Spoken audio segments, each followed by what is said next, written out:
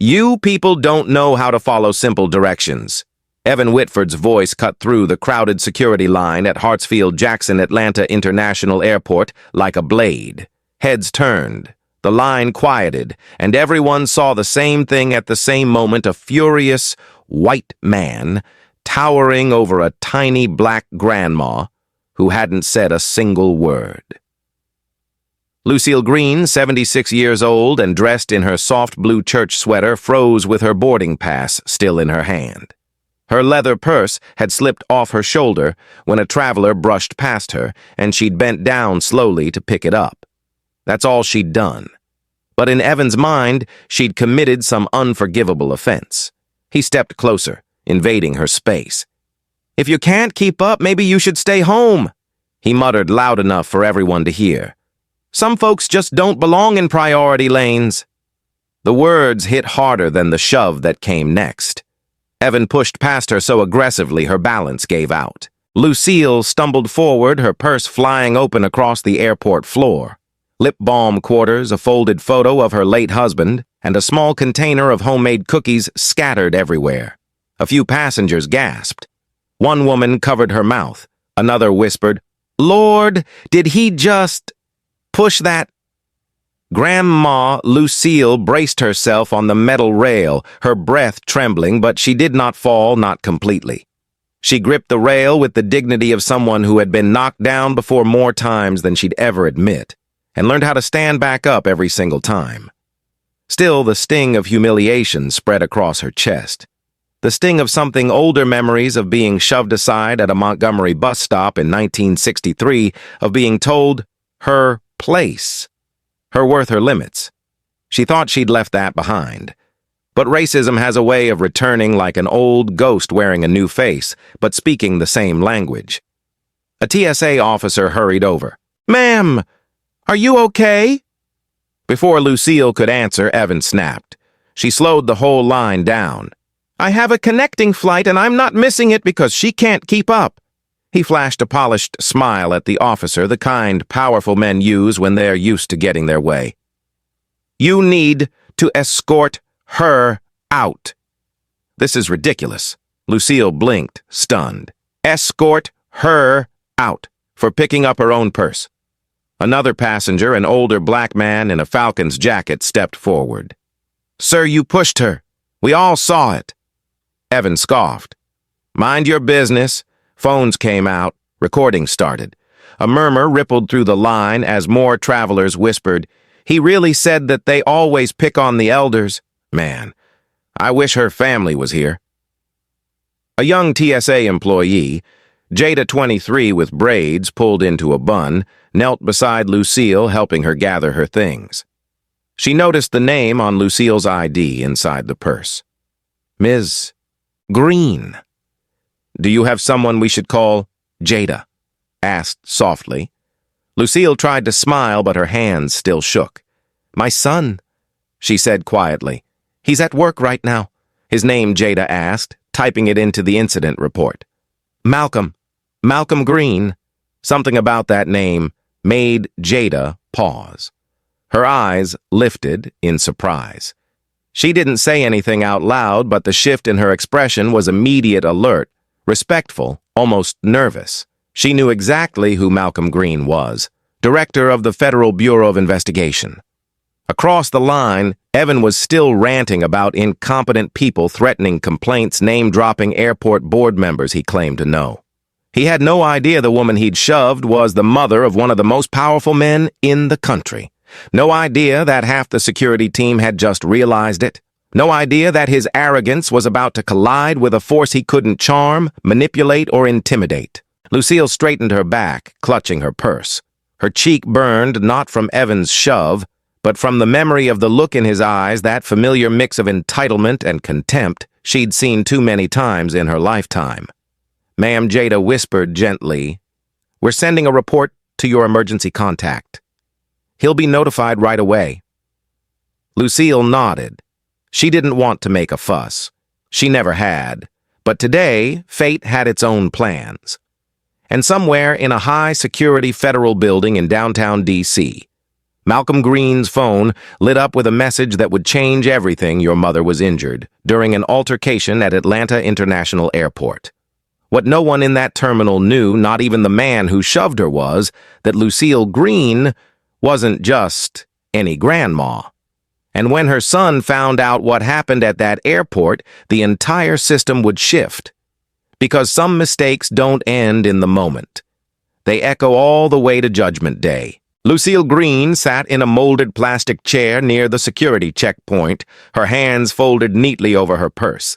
Around her, the airport noise pulsed, rolling suitcases, boarding calls, chatter, but somehow everything felt muffled like sound underwater. Her heart hadn't stopped pounding since Evan shoved her. She tried to steady her breathing, but every time she replayed the moment, her chest tightened again. Jada stood nearby, arms crossed, eyes locked on Evan, who was pacing back and forth like he owned the terminal. "Don't worry, Ms. Green," she murmured. "We're getting this handled." Lucille nodded softly. "Baby, I've been handling folks like that since before you were born." That earned a slight smile from Jada, but the worry stayed in her eyes. She kept glancing at her tablet, the report she'd filed, the emergency contact she'd notified, the internal alert she'd quietly pushed to her supervisor. And miles away in Washington, D.C., the message had finally landed. Inside FBI headquarters, Director Malcolm Green was in the middle of a meeting about interstate cyber threats when his phone buzzed. He normally ignored personal notifications during work hours, but this one had the keyword he never overlooked: Mother Urgent. His breath caught. The room blurred. He reached for the phone, saw the brief message from Atlanta TSA, and his stomach dropped in a way no threat briefing ever had. "Director," one of the analysts asked, "is everything?" Malcolm stood. "I need the room." No one questioned him. The moment the door clicked shut behind them, he tapped a contact labeled simply ATL OPS Priority Director Green. A voice answered immediately. "I need every available camera feed from ATL TSA Checkpoint C," Malcolm said.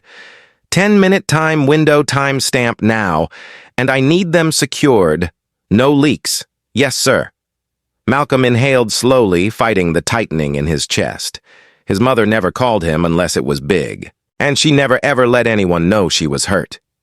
"Lord, Mama, what happened to you?" He grabbed his coat and headed straight for the elevator. Back in Atlanta, Evan was still arguing with TSA officers, his voice rising with every word. "This is ridiculous. I want her removed," he barked, pointing aggressively at Lucille. "I have an important meeting in Dallas. You all are ruining my day because she can't follow basic instructions." A white TSA supervisor tried to soothe him. "Sir, we need to get statements from everyone involved." "There's nothing to get," Evan snapped. "She caused the issue. I reacted. End of story." The Falcons jacket man shook his head. "Bruh, you shoved her, on camera, in front of everyone." Evan glared at him. "Stay out of it." "Nah," the man replied calmly. "I'm not gonna stay out of it when you push a 70-something-year-old lady. You wrong for that." An older black woman nearby chimed in. "Y'all always messing with the elders. They don't bother nobody." Phones kept recording. The tension grew thicker by the second. Lucille sat quietly, shoulders straight, eyes down. She didn't want a scene, but she couldn't deny the ache growing in her wrist and the shake in her fingers. She felt small for the first time in a long time. Jada moved closer, voice low. "Miss Green, your son was notified. Someone from Federal Security just pinged us. They're reviewing footage now." Lucille blinked. "So soon?" "Yes, ma'am." Jada leaned in. "Your son must be somebody important." Lucille sighed softly. "He does his job. That's all." But Jada saw it, the glimmer of pride beneath the modest tone. On the other side of the terminal, 2 Homeland Security officers stepped off an escalator, walking briskly toward the commotion. They'd been dispatched only minutes earlier, which meant someone high up pushed a button fast. Evan saw them and smirked. Finally, some real authority. "Good. Get her out of here." But the officers walked right past him, straight toward Lucille. Ms. Green one asked, gently, "We're here to make sure you're okay." Lucille looked up, confused. "Yes, baby, I'm fine. Just a little rattled." The officers nodded, their posture respectful, protective. One tapped his earpiece. "Copy. We've located Director Green's mother." Evan froze. "Director Green." He slowly turned his head toward Lucille, the grandmother he'd shoved, belittled, humiliated. No. There was no way. But the officer's behavior told him everything. The woman he'd attacked wasn't just some random grandma. She was the mother of the most powerful law enforcement official in the United States. And in that moment, seeing the confusion, the dawning fear, the sudden sweat on his forehead, everyone in that security line knew Evan Whitford had just made the biggest mistake of his life. Just as the terminal settled into uneasy silence, a voice crackled through an officer's earpiece. "Director Green is entering the building now." And in that instant, everyone, including Evan, realized this wasn't just airport drama anymore. This was about to become national. Evan Whitford felt the air shift around him, like the whole terminal had suddenly started breathing differently. People weren't just watching anymore. They were studying him, waiting, judging, whispering. The confidence he'd worn like a tailored suit began to unravel, thread by thread. "Director Green's mother," he muttered under his breath. "Impossible." But the Homeland Security officers didn't even glance in his direction. They stayed focused on Lucille, lowering their voices, offering her water, asking if she needed medical care. Their tone wasn't the usual protocol voice. It was careful, gentle, the kind reserved for someone important, someone protected. Lucille, still shaken, tried to wave them off. "I'm all right, babies. I just want to get to my gate." "We understand, ma'am," one officer said, "but we've been instructed to stay with you until your son arrives." Evan's face drained of color. "Her son is coming here?" he asked, voice cracking slightly. "Falcon's jacket?" Man snorted. "Yeah. And I got a feeling he's not coming to shake your hand." Evan swallowed hard. "This is a misunderstanding," he said quickly, looking between officers, trying to reassemble his shattered composure. She provoked me." The black woman who had been recording earlier stepped forward. "Mister, that lady didn't provoke nobody. She was picking up her purse. You pushed her. We all saw it." She held up her phone. "And if Homeland Security needs it, I got the whole thing recorded." Evan's chest tightened. He took a step back. He scanned the crowd, every camera pointed at him, every face unamused, every witness willing to speak. He'd been protected by influence before. He'd intimidated people with his job title, his connections, his bravado. But none of that mattered here. Not when the mother of the FBI director was involved. Meanwhile, Malcolm Green wasn't just coming, he was already en route. His jet left D.C. within an hour, and as soon as wheels touched the Atlanta runway, he was on the phone with Airport Command. "Lock down the security footage," he ordered. "Assign a joint review team. I want statements from every passenger in that line." "Yes, Director." "And put eyes on the man who laid hands on my mother. Don't engage. Just keep him in place." The edge in Malcolm's voice made the agent on the other end sit up straighter. "Understood, sir." Malcolm strode through a private corridor, flanked by 2 federal escorts. He didn't run. He didn't yell. But every step he took carried weight, the kind of weight built from decades of working twice as hard to rise to a place few black men had ever reached. He replayed the message in his mind. Your mother was injured. Injured. His mother. The woman who raised him, fed him, taught him dignity, marched him to every library and every church basement tutoring program she could find. Someone shoved her. His jaw clenched. He knew he had to be professional. But under the professionalism was something deeper, a fire rooted in generations of black men watching their mothers be disrespected, dismissed, overlooked. No, not today. Back in the terminal, travelers parted like the Red Sea when the officers formed a protective ring around Lucille. She sat quietly, still trying to hold her composure. Ms. Green Jada whispered, crouching beside her, "Your son is on his way. He should be landing any minute now. Lucille exhaled softly. Lord, have mercy. I didn't want him dragged into all this. Jada smiled gently. Ma'am, he loves you. And you didn't drag him nowhere. That man picked a fight with the wrong grandma. Lucille allowed herself a tiny laugh, but the ache in her chest didn't go away. Because beneath the shock and embarrassment, another feeling was rising, one she kept trying to push down. A familiar heaviness she'd felt many times before in her 76 years. This wasn't just about her. This was about every time a black elder had been treated like they were invisible. Every time someone assumed they didn't matter. Every time dignity had been taken for granted. She folded her hands tighter. She wasn't angry, not the way Evan expected. She was disappointed, in a way that carried decades. Evan tried to step closer, hands raised, like he was offering peace. Ma'am, maybe we should talk. This all got blown way out of proportion. Falcon's jacket man blocked him instantly. Bro, back up. I'm trying to apologize, Evan insisted. No, you're not, came a voice behind him. It was a Homeland Security supervisor, a tall black woman with calm authority. You're trying to save yourself. Evan's mouth opened, but no sound came out. And then the supervisor added, Director Green just landed. The entire terminal seemed to inhale at once. Evan's eyes widened.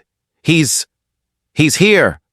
On his way down the corridor now. A ripple moved through the crowd, anticipation mixed with something close to satisfaction. Jada turned to Lucille and squeezed her hand. Miss Green, your son's coming. Lucille lifted her head, eyes, steady posture, tightening with a quiet strength. For 76 years she had faced disrespect with grace. But now the world was about to see what happened when grace had backup. Because the man she'd raised, the man who became FBI Director Malcolm Green, was seconds away from walking into the terminal. And Evan Whitford had no idea just how small his world was about to become. The automatic doors to Checkpoint C slid open, and the air changed before anyone even saw him. Director Malcolm Green stepped into the terminal with 2 federal escorts behind him, but he didn't need them. His presence alone carried the weight of command. Dark suit, crisp tie badge clipped at his belt. Calm, controlled, but with a cold focus that made every security officer in the area stand straighter. Conversations died mid-sentence. Phones lowered. Heads turned. Evan Whitford felt the back of his neck prickle. Malcolm didn't look left or right. He walked with purpose, shoulders square, jaw, tight eyes fixed straight ahead. Soldiers walked like that. Judges walked like that. Men who'd had to earn every ounce of authority they carried walked like that. Jada stepped toward him. Director Green, sir, your mother is right here. Malcolm finally stopped. Lucille sat in the same plastic chair purse in her lap posture, composed, though her wrist was wrapped in a temporary support band the med tech had put on. She looked up at her son with a soft smile as if she didn't want to worry him. Malcolm, she said quietly. You didn't have to come all this way. He knelt beside her immediately. Mama, I will always come for you. Her lips trembled just a little. He took her hand, gently inspecting the bandage. You're hurt. It's just sore, baby. He looked into her eyes. Did he put his hands on you? Lucille didn't answer with words. She didn't need to. Her silence was enough. In the corner of the terminal, Evan felt his stomach drop through the floor. Malcolm rose slowly, his expression unreadable. Which one? Falcon's jacket man pointed directly at Evan. That one, right there. He shoved her hard enough she almost hit the floor. Malcolm shifted his full attention to Evan. And in that moment, even from 20 feet away, Evan felt something he'd never felt before. Fear. Not because Malcolm was loud. He wasn't. Not because Malcolm looked angry. He didn't. It was because Malcolm looked like a man who had spent his entire life fighting twice as hard for half as much, and he wasn't about to let anyone disrespect the woman who made that possible. Evan attempted a shaky smile. Director Green. Sir, I think there's been some kind of misunderstanding. Malcolm cut him off with a calm, measured tone. Your name. E. Evan. Evan Whitford. Malcolm nodded once. Mr. Whitford stepped forward. A Homeland Security supervisor guided Evan toward the front of the cleared area. He tried straightening his blazer, clearing his throat, searching for the arrogance he always used to hide behind. But it wouldn't come. Not today. Mr. Whitford, Malcolm said, standing tall, hands clasped behind him. Multiple witnesses observed you shove my 76-year-old mother. Is that correct? Evan swallowed. Sir, she was causing a delay. A delay. Malcolm repeated, his tone flat. I reacted poorly, Evan said quickly, but I didn't mean to. You put your hands on her, Malcolm stated. Just answer that. Evan hesitated. Yes, but I didn't know who she was. A few people gasped. Falcon's jacket man muttered, Oh, he really said that. Malcolm's eyes darkened. So it would have been unacceptable if she were somebody, but it was fine because you assumed she was nobody. Evan's mouth opened, but nothing came out. Malcolm leaned in just slightly. My mother is somebody. She was somebody long before you were born, and she'll be somebody long after your name is forgotten. Lucille looked down, tears gathering at the corners of her eyes, not from the shove, but from those words. And for the record, Malcolm added, voice low and chilling, You don't need to know who a black elder is to treat them with respect. A hush fell over the terminal. Malcolm turned to the officers. Proceed. 4 Homeland Security officers stepped forward. Mr. Whitford, you're being detained for assault and interference with TSA operations. What? No. Evan protested as they cuffed him. This is insane. You can't do this. I didn't commit a crime. You put your hands on a woman, a DHS officer said calmly. That's a crime. And a federal offense in a secure airport zone, another added. As Evan was escorted away, cameras rose again, capturing every second. But Malcolm wasn't watching Evan anymore. He was already turning back to his mother. You ready to go home, Mama? He asked softly. Lucille wiped a tear. Yes, baby. I'm ready.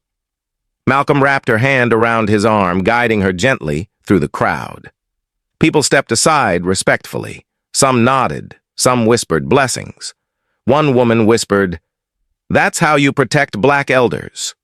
Lucille didn't say a word, but she held her head high. For the first time all day, she felt safe. For the first time in a long while, she felt seen, and Evan Whitford, now being led down a hallway in cuffs, finally understood the truth. He hadn't just attacked a black grandma. He'd attacked the wrong black grandma. Hi, friend. Before we continue, I need your help. We've noticed the channel losing traction, and subscribing is one of the best ways you can support us. It's quick, free, and helps us keep delivering great content for you. Your support means everything. Comment your city or country below. Let's see how far this community reaches. Thank you. Now, back to the story. By the time Evan Whitford was escorted into the Homeland Security interview suite inside the Atlanta airport, the panic had fully set in. He'd been in holding rooms before, usually as a consultant, helping people twist narratives, bury scandals, or reframe incidents. But he had never been inside one, as the problem. And this time, the room felt smaller, colder. Like even the walls knew he didn't have the power he thought he had. Across town, federal teams were already gathering. Director Lucille Green had issued a high-priority request for a joint review, and when the FBI director sent something marked high-priority departments, moved fast. Meanwhile, Malcolm guided his mother through a private airport lounge. The lights were dimmer. They're quieter, with plush chairs and a pot of hot tea, waiting courtesy of the airport's executive staff. Lucille eased into a seat, rubbing her wrist.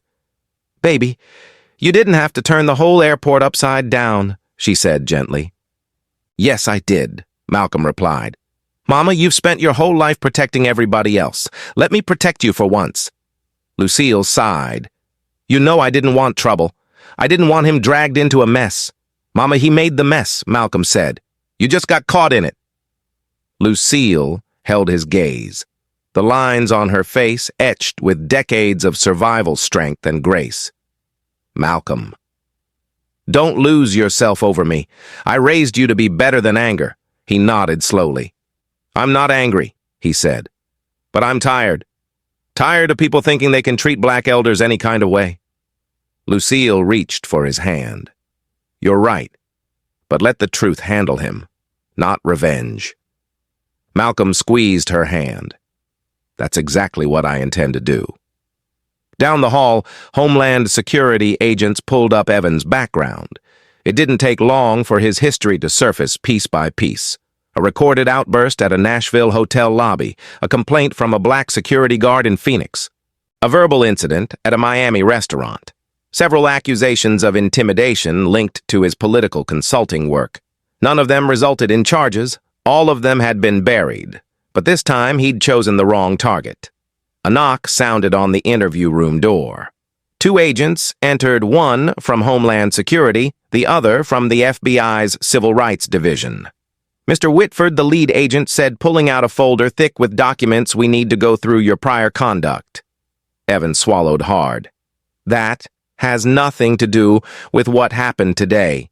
It does, the agent said, when there's a pattern. Evan's eyes widened. A pattern? You can't pin. We're not pinning anything, the FBI agent said evenly. We're reviewing. That's our job. They set down the folder. Inside were pages of reports, statements, security footage stills.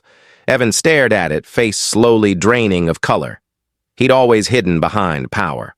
But now power had picked a side and it wasn't his.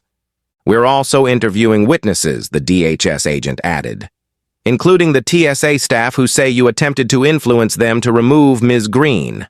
That's not Evan started, and the travelers who recorded the incident. He froze. And the video feeds the agent finished. Evan let out a shaky breath. Look! I panicked. I reacted. I didn't mean for any of this to... What you meant isn't the question here, the FBI agent said. Your actions are. Evan slumped back in his chair. Outside, Malcolm received an update from the supervising agent. Director, we've secured all footage. The incident is fully documented from multiple angles. And the attempt to manipulate TSA? Malcolm asked. We have that on audio from the checkpoint mics. Malcolm nodded. Good. The agent hesitated. Sir, there's more. Reporters caught wind of a disturbance involving your mother. They don't have details yet, but they're asking questions. Malcolm exhaled slowly, not annoyed, just resigned. Keep it contained until my mother gets home safely. Then we'll release a statement through DOJ. Yes, sir. Malcolm returned to the lounge.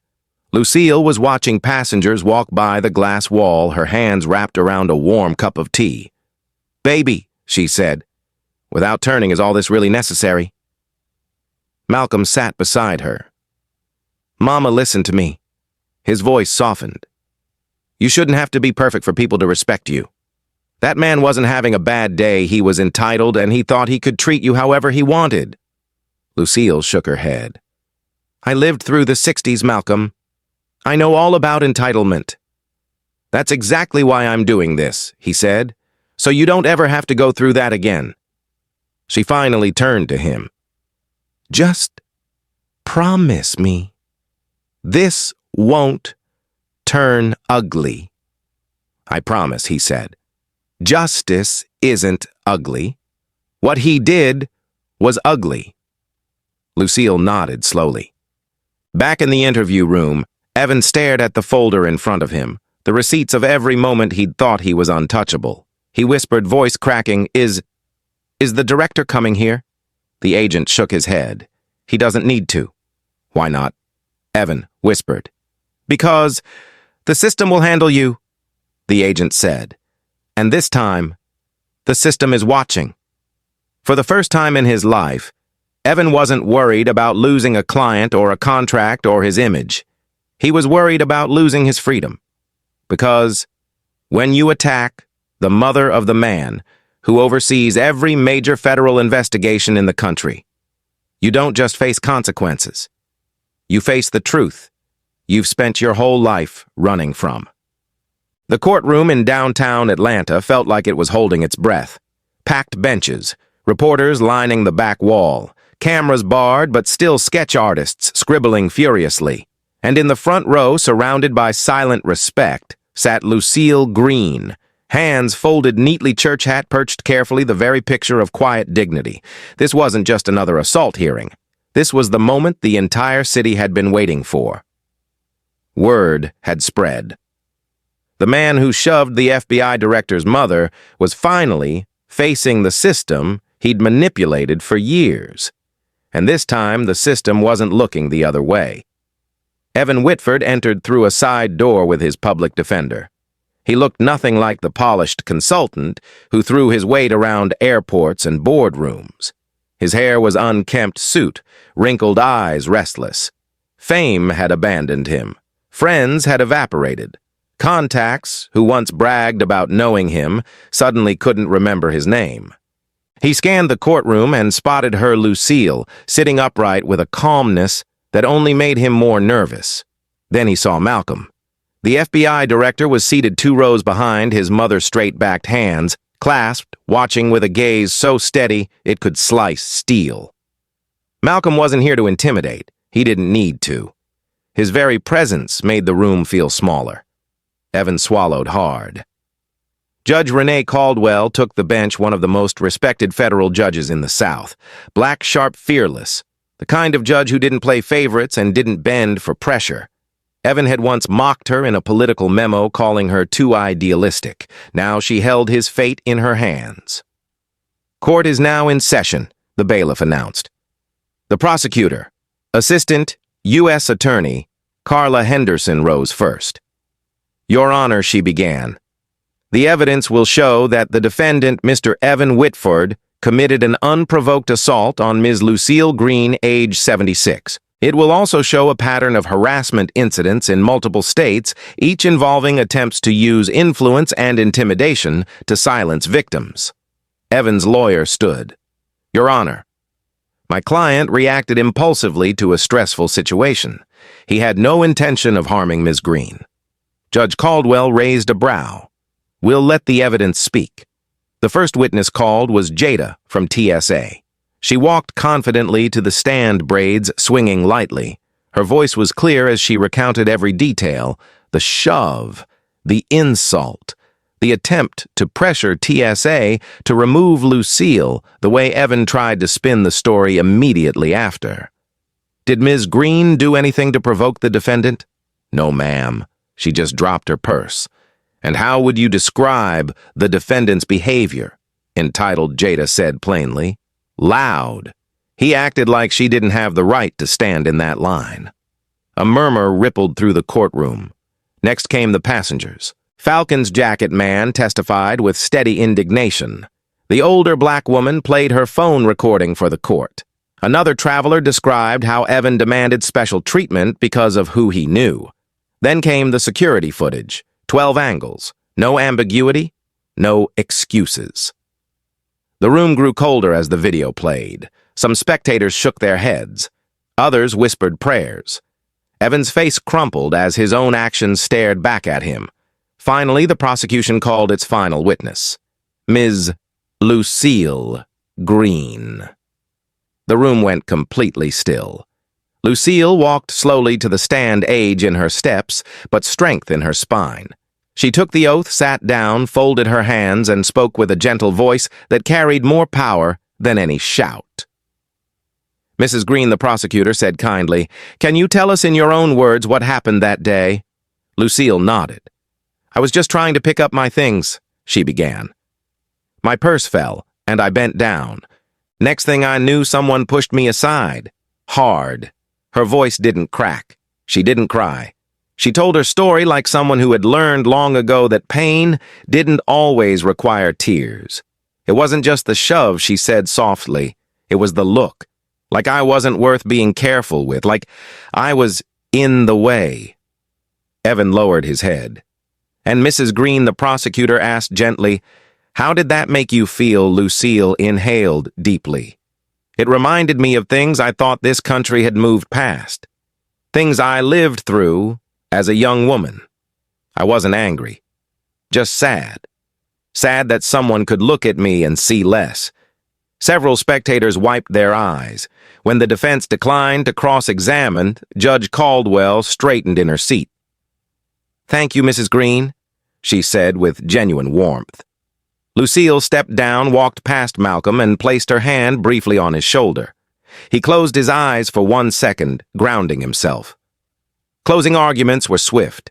The prosecutor emphasized the pattern, the entitlement, the danger of letting such behavior go unchecked, especially in a secured federal zone like an airport. The defense tried to argue, stress misunderstanding over reaction, but no one in that room believed it. Not after the footage. Not after hearing Lucille. Not after seeing the truth laid bare. Judge Caldwell took her time. When she returned, the courtroom braced. Mr. Whitford, she began, the evidence against you is overwhelming. What troubles this court is not just your actions on that day, but your documented history of similar behavior. This was not a mistake. This was a pattern. Evan closed his eyes. This court finds you guilty, Judge Caldwell said firmly, of assault, attempted coercion of federal personnel and conduct, posing a threat in a secure airport facility. The room exhaled, some with relief, some with gratitude. Evan whispered, "Please." I didn't mean. Judge Caldwell's voice remained steady. Intent does not erase harm. She prepared to deliver the sentence, and Malcolm, sitting tall behind his mother, knew justice wasn't revenge, it was accountability. And today, accountability had finally arrived. Judge Caldwell adjusted her glasses, looked directly at Evan Whitford, and delivered the final words that would define the rest of his life. For your actions, this court sentences you to 12 months in federal custody, 3 years of supervised release, 100 hours of community service at senior centers, and mandatory bias education. You will also issue a formal apology to Ms. Green. The gavel struck. Sharp. Final. Evan sagged in his chair as the courtroom erupted in whispers. Security moved in to escort him away, his hands trembling as the cuffs locked around his wrists. Lucille didn't cheer. She didn't gloat. She simply exhaled a long, quiet release of a weight she'd carried since that morning in the airport. Justice didn't erase the shove, or the humiliation, or the echoes of a past she thought this country had outgrown. But it meant someone finally said, "This is not okay." As the courtroom emptied, reporters gathered outside, cameras, flashing microphones raised. Malcolm guided his mother through the noise, shielding her as best he could. A journalist called out, "Director Green, do you have a comment?" Malcolm paused. He hadn't planned to speak. But then he looked at his mother, her calm, her strength, her quiet resilience, and he realized this was bigger than both of them. He stepped forward. "My mother has spent her entire life giving dignity to others," he began. Today, the court gave some of that dignity back. The crowd fell silent. "This isn't about my job or my authority," he continued. "It's about respecting the people who built our communities, marched for our freedoms, and raised us to believe in justice, even when justice wasn't always given." He placed a gentle hand on Lucille's shoulder. "No one," Malcolm said, "has the right to make a black elder feel small." Lucille glanced up at him, her eyes filled with quiet pride. A reporter asked softly, "Mrs. Green, do you have anything you'd like to say?" She thought for a moment, then spoke with the same steady tone she'd used her whole life. "Hate tries to make you hateful," she said, "but if you let it do that, it wins twice. I don't want to carry that.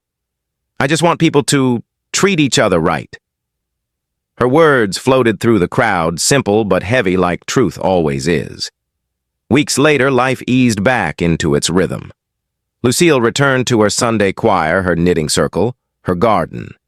But something had changed. Neighbors hugged her a little tighter. Church members checked on her a little more often. Strangers recognized her from the news and thanked her for speaking out.